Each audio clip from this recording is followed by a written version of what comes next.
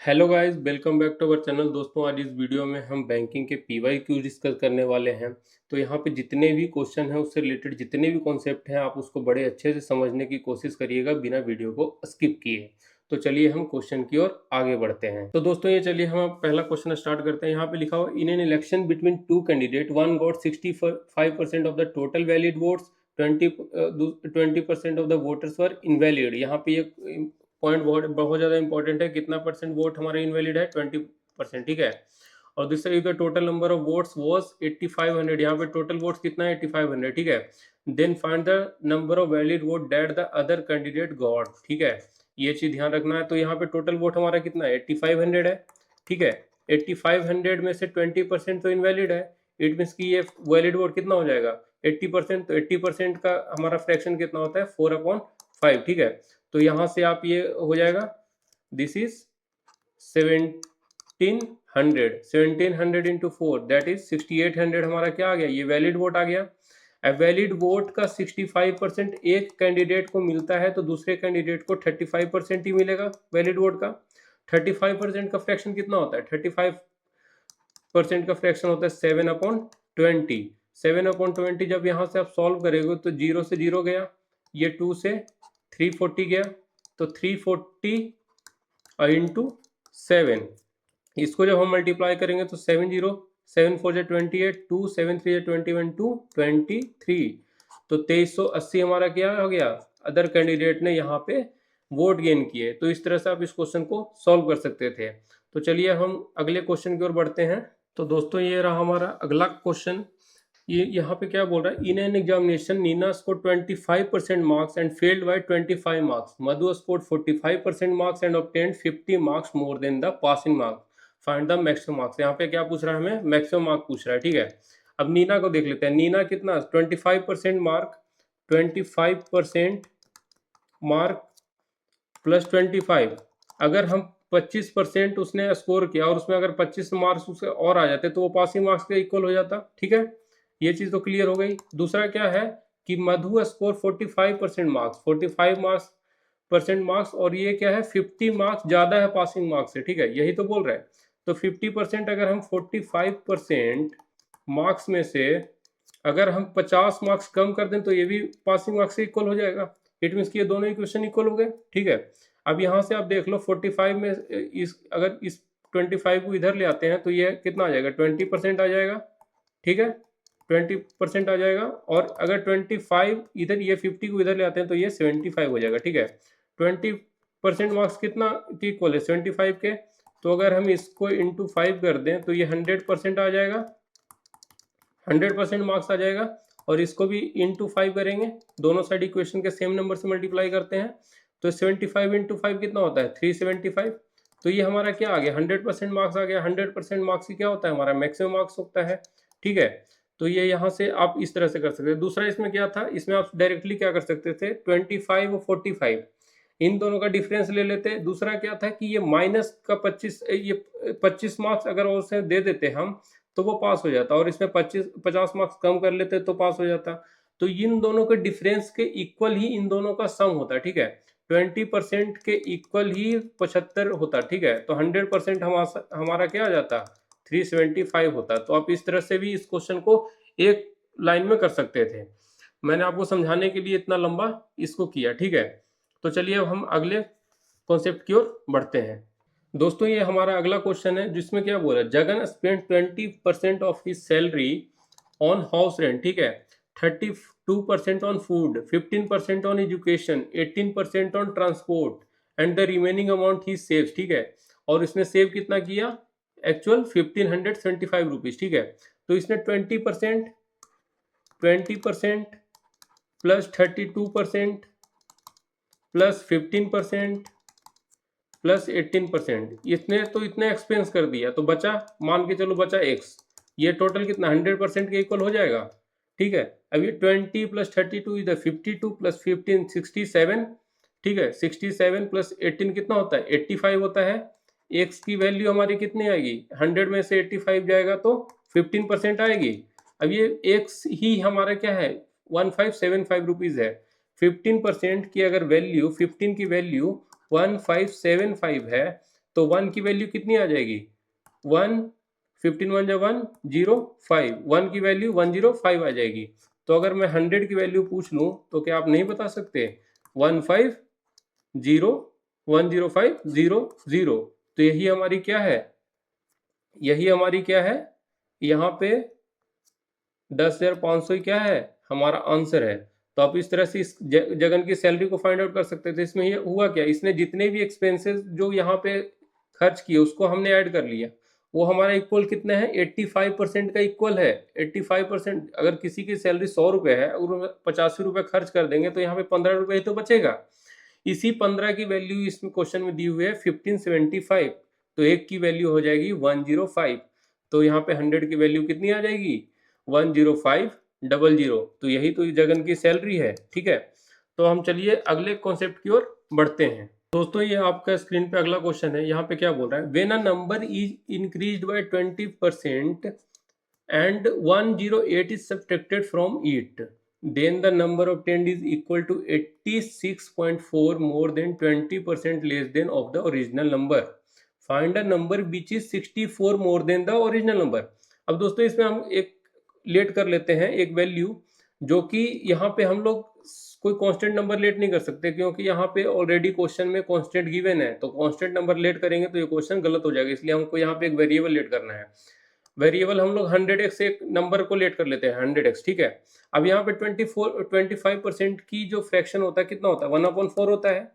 तो अगर हमारा नंबर कोई 100x है, अगर 4 की वैल्यू 100 है तो 1 की वैल्यू कितनी होती, 25 होगी, ठीक है। तो यही बोल रहा है कि एक नंबर को हम लोग 25% से इंक्रीज कर देते हैं, तो हमारा जो नंबर है उसमें 25x ऐड हो जाएगा। हम लोग 25% इंक्रीज कर दिए। अब क्या बोल रहा है, 108 इज सब्ट्रैक्टेड फ्रॉम इट। अब इसमें से कितना हम लोग को माइनस करना है, 108, ठीक है।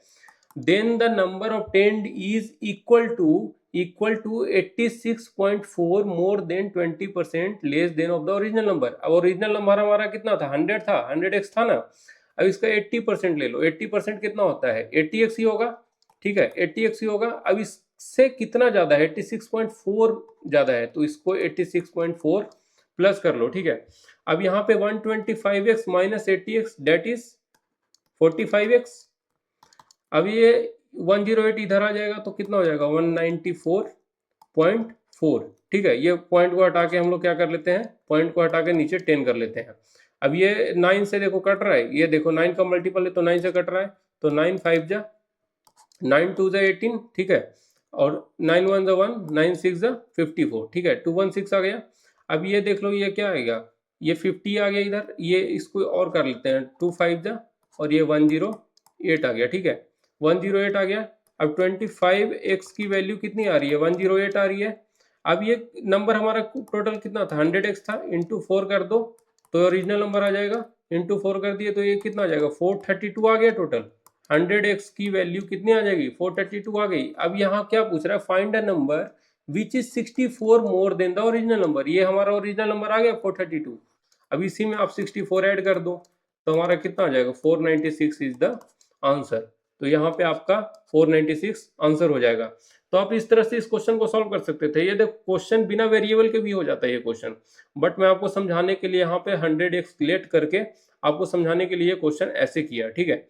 तो चलिए हम अब अगले क्वेश्चन की ओर बढ़ते हैं। तो दोस्तों ये हमारा अगला क्वेश्चन है, यहाँ पे क्या बोल रहा है, in an election between two candidate 75% of the voter cast their votes, out of which 2% votes were declared invalid, ठीक है। A candidate got 9261 votes which were 75% of the valid vote. The total number of the votes enrolled in that election. हमने ऐसा question अभी similar type का question एक अभी हमने पीछे भी देखा है, तो चलिए इसको देखते हैं अब कैसे होगा। अब यहाँ पे जो इलेक्शन है, दो कैंडिडेट है, ठीक है, और यहाँ पे पहले यहाँ पे वोट को हम वी मान लेते हैं, ठीक है।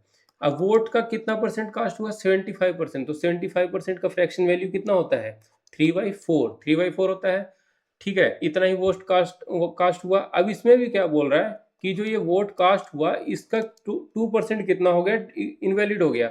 इट मीन्स की जो 98% वोट वैलिड है, तो 98% का वैल्यू कितना हो जाएगा, 49/50। इसको हम लोग ऐसे फ्रैक्शन में लिख सकते हैं, ठीक है।